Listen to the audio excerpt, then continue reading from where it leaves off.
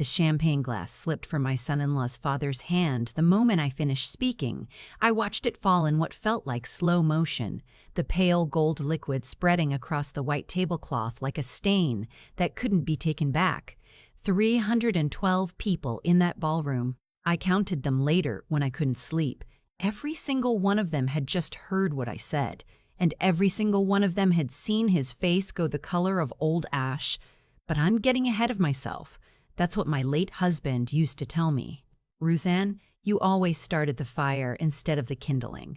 He was right about most things. I miss him for that. Let me start where it actually started. With a phone call I made 31 years ago that nobody answered, and the decision I made in that silence that changed the shape of every year that followed. I was 26 years old when my husband died. His name was Thomas, and he was a lineman for the County Electric Cooperative out of Harlan, Kentucky. He had big hands and a laugh that started slow, like an engine turning over on a cold morning, and by the time it got going, it filled whatever room he was in. He'd been doing the same job for 4 years when a substation transformer failed during a storm. The official report said it was equipment malfunction, faulty insulation on a component that should have been replaced 18 months earlier. Thomas and another man named Gerald went up together. Gerald survived. Thomas didn't. I was 7 months pregnant. Our daughter was born 11 weeks after I buried her father. I named her Laurel because Thomas always said he wanted to live somewhere with enough trees that you could hear the wind move through them. We never did get that house in the mountains, but I could give her the name. The cooperative settled with me, not generously. What they offered barely covered the funeral costs and 2 years of rent on the apartment we'd been saving to leave.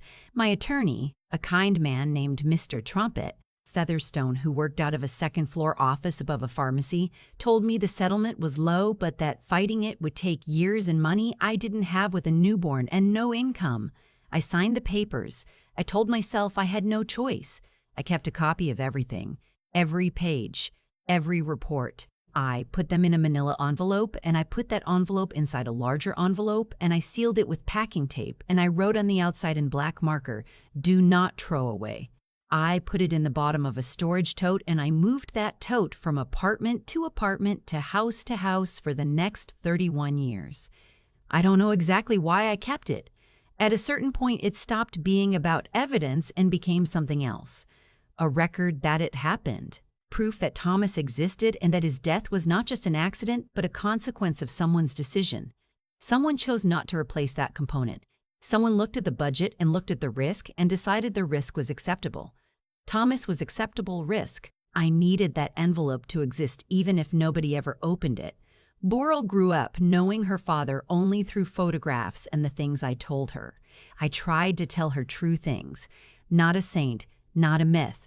A man who put too much sugar in his coffee and couldn't parallel park, and once drove 40 minutes in the wrong direction rather than admit he didn't know where we were going.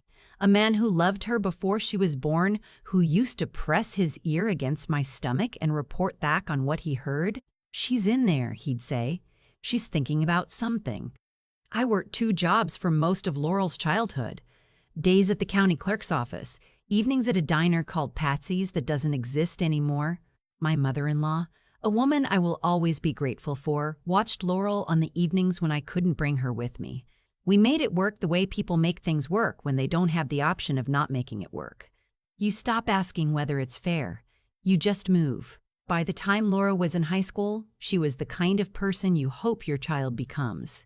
Steady.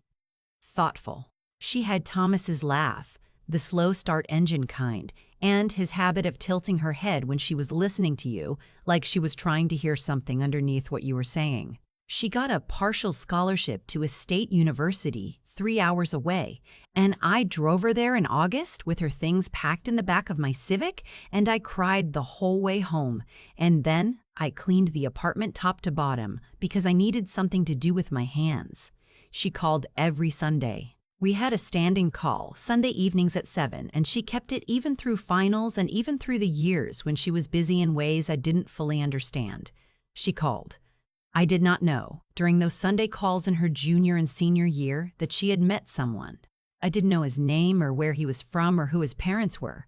I didn't know any of it until she came home for Thanksgiving her senior year and sat down across from me at the kitchen table and said, "Mom, I need to tell you something." His name was Colt Hargrove. She'd been seeing him for 8 months.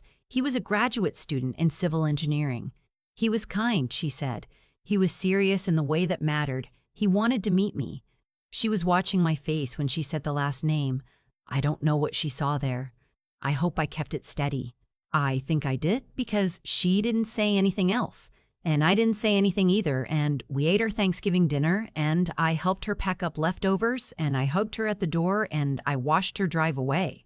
Then I went and sat on the edge of my bed in the dark for a very long time. Hargrove. Merritt Hargrove. I knew that name. Merritt Hargrove had been the regional operations director of the cooperative when Thomas died. He was the one who signed off on the maintenance deferrals. His name was on the internal documents. Not the ones that were made public, but the ones that Mr. Persiani Featherstone had obtained during the brief discovery period before I settled, the ones in my envelope. He had left the cooperative 2 years after Thomas died and started a private electrical contracting company. Over the following decades, he had built it into something substantial. I had looked him up once, maybe 10 years after Thomas passed, and found a photograph of him at a ribbon-cutting ceremony for a new industrial park. He was smiling. He had a wife and 2 sons. He lived in a large house in a suburb of Louisville. He coached his sons' Little League teams. He had lived a full and comfortable life, and now his son was in love with my daughter. I sat with this for a long time, weeks. I went to work and came home and cooked dinner and called Laurel on Sundays and said nothing. I told myself I was waiting until I knew what I wanted to say. In truth, I think I was waiting to understand whether what I felt was rage or grief or something else entirely, something that didn't have a clean name. What I kept coming back to was this. Laurel loved this young man. Colt, from everything she said, was not his father. He was his own person.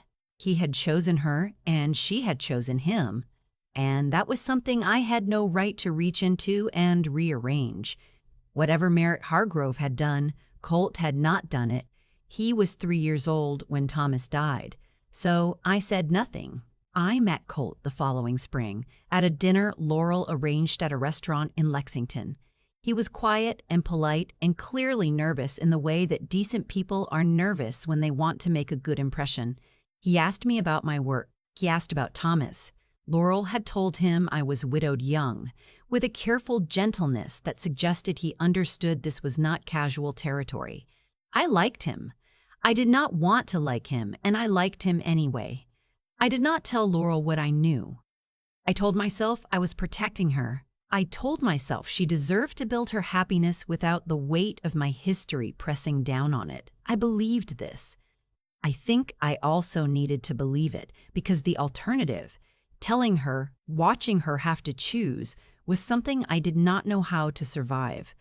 This was my mistake. I see it clearly now. I thought I was being selfless. I was being afraid. The engagement happened the year Laurel turned 28.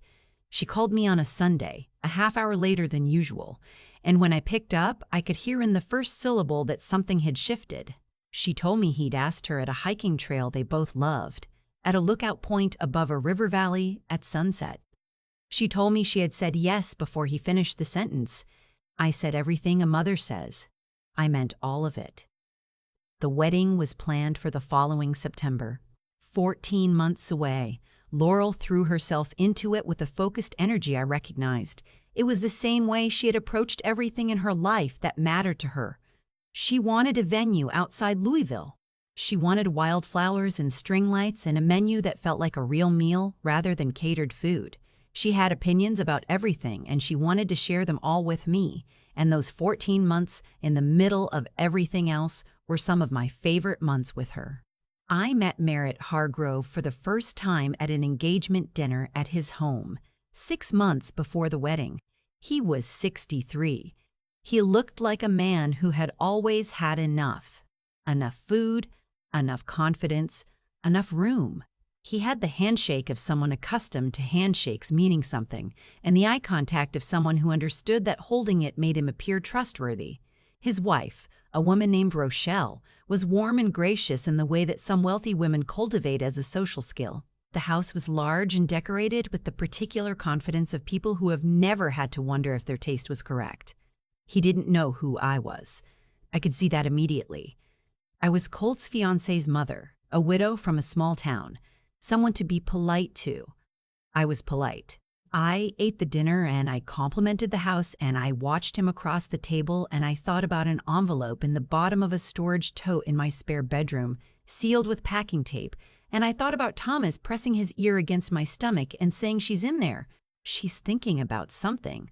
I drove home 4 hours and did not sleep. 6 weeks before the wedding, Laurel came to visit me for a long weekend. On the second morning, she sat down at my kitchen table with her coffee and she looked at me for a moment in the way she had sometimes looked at me since she was small, like she was trying to hear something underneath what I was saying. She said, "Mom, I know." I put my cup down. She said, "I found out 8 months ago. I was looking up something about Colt's father's company for a dinner party conversation, and I went down a rabbit hole and I found the accident report and I found Dad's name and I sat there for a long time. I asked her why she hadn't told me. She said, "The same reason you didn't tell me." We sat with that for a while. She said she'd ask Colt, eventually, what he knew about his father's early career. He knew the cooperative story. Merritt had told his sons the transformer failure was a tragedy, an industry accident, nothing that could have been prevented. Colt believed this because he had no reason not to.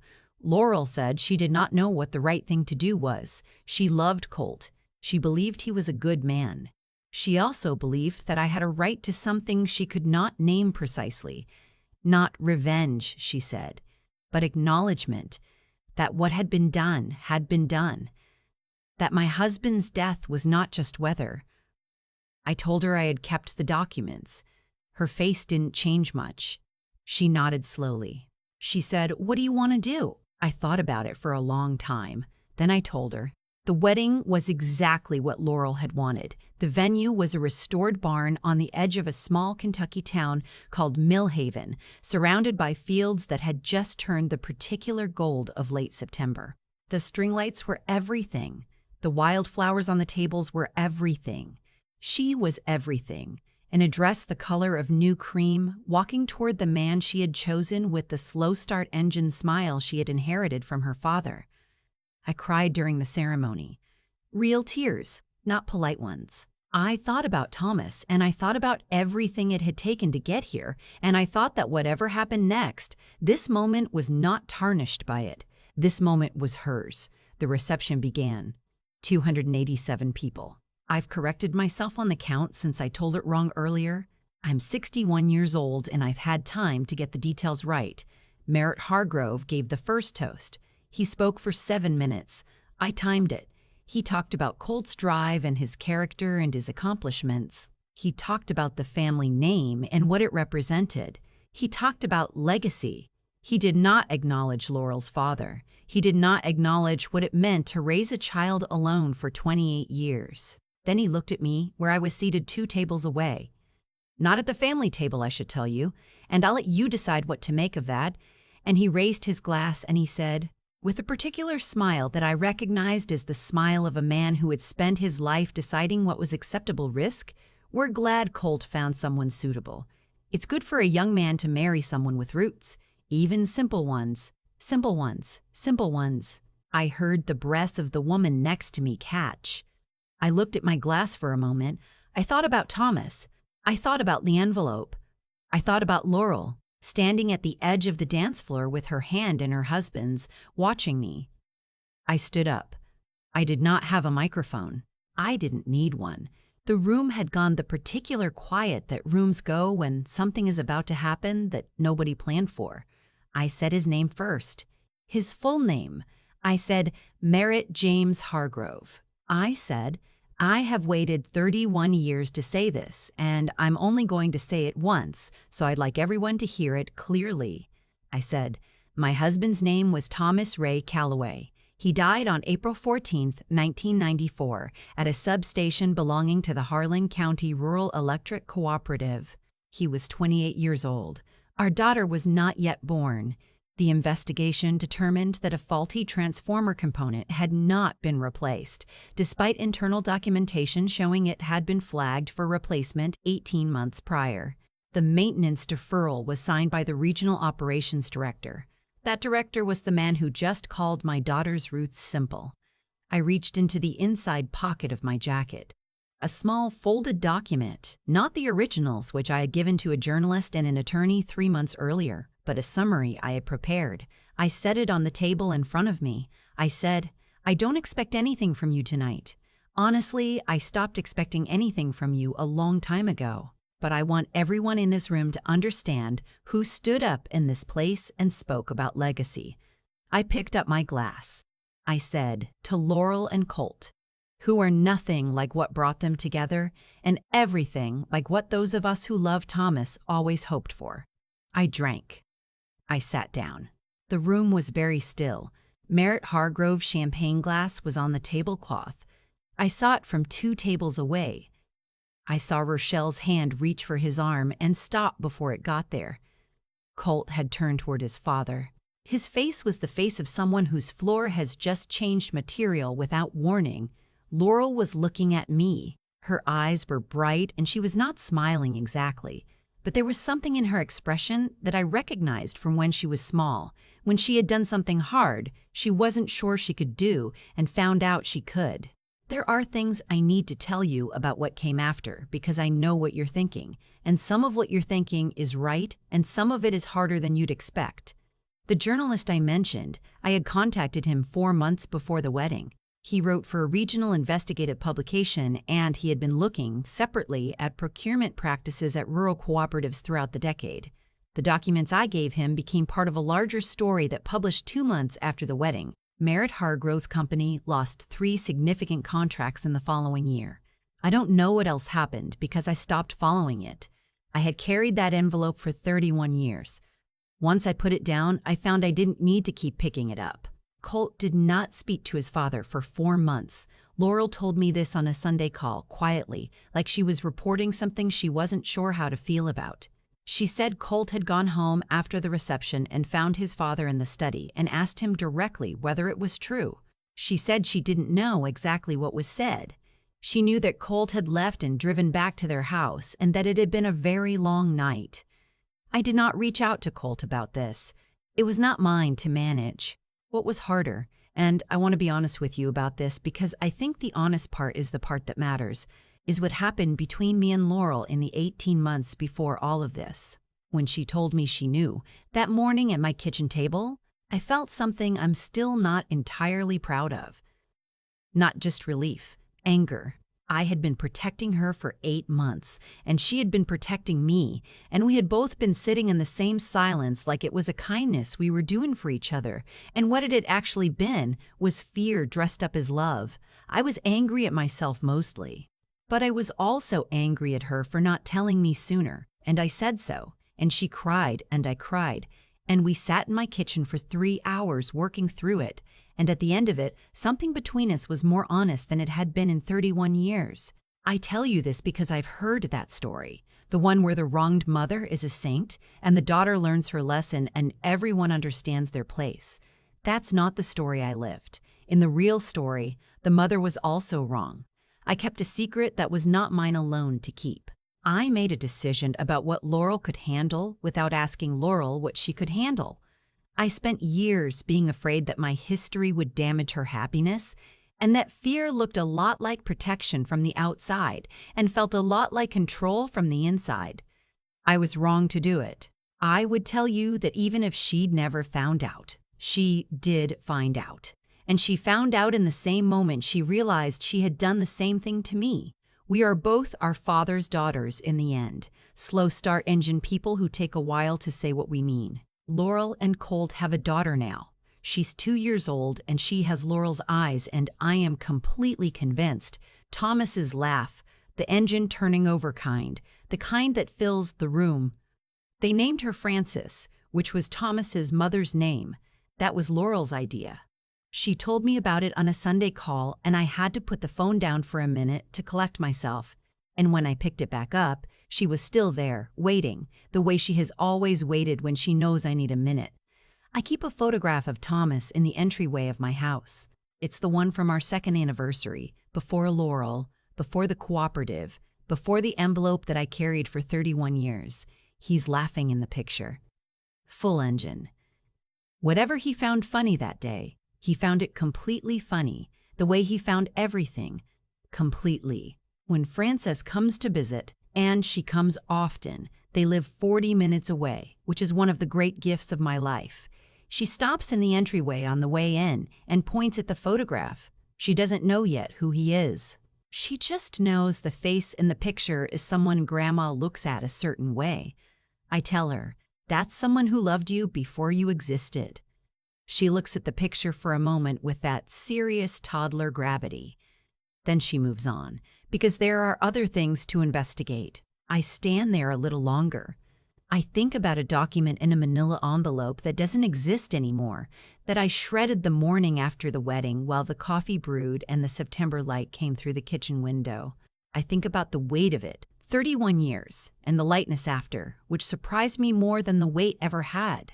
I think about Thomas, who never got to grow old, who never got to be difficult or disappointing or fully known in the way that long marriages know people. Who exists, for me and for Laurel and now for Frances, as a man caught mid-laugh in an entryway photograph, perpetually 28, always finding something completely funny. I would have liked to grow old with him. I would have liked all of it. The arguments and the bad years and the slow mornings and the growing ordinary. I did not get any of that. What I got instead was 31 years of learning how to carry something, and then one September evening in a barn in Mill Haven, Kentucky, in front of 287 people, learning how to put it down. I think he would have found that funny, eventually. The slow engine way, the kind that fills the room. I think he would have been proud of her. I know I am. I've thought a lot about what it means to carry something for 31 years. Not a grudge. I want to be careful about that word, because what I carried wasn't hot the way a grudge is hot. It was more like ballast. Weight that kept me from drifting in certain directions, that reminded me every time I moved apartments, every time I opened that storage tote, that something had happened, and that I had decided to remember it honestly. What I understand now, on the other side of all of it, is that the carrying was both the right thing and the wrong thing simultaneously. That's the part nobody tells you. We want our choices to be clean. Either you were right to hold on or you were wrong to hold on. But the truth I lived was messier than that. Keeping those documents was right. Keeping them secret from Laurel for 8 months after she fell in love with Cold Sun was wrong. And keeping silent about what I knew at that engagement dinner, watching Merritt Hargrove move through his large house with the confidence of a man who had never once been made to reckon with his decisions. That was where I started to confuse protection with avoidance. The consequence of that avoidance was not punishment from the outside. It was the 18 months Laurel and I spent sitting across from each other on Sunday calls, both of us knowing something we weren't saying, both of us telling ourselves we were being kind. We lost something in that time. Not permanently. We found our way back to each other that morning at my kitchen table, and what grew after was more honest than what came before. But I won't pretend the loss wasn't real. When you make decisions for someone else about what they can handle, even with love in your heart, you are taking something from them. You are deciding they are smaller than they are. Laurel was not small. She never was. I knew that. I just forgot it when I was afraid. The thing about Merritt Hargrove is that I don't think he was lying when he called my roots simple. I think he genuinely believed it. And that is its own kind of consequence. Not one I arranged, not one I wished on him, but the natural result of spending 30 years never having to look at what your choices cost other people. That kind of life narrows you.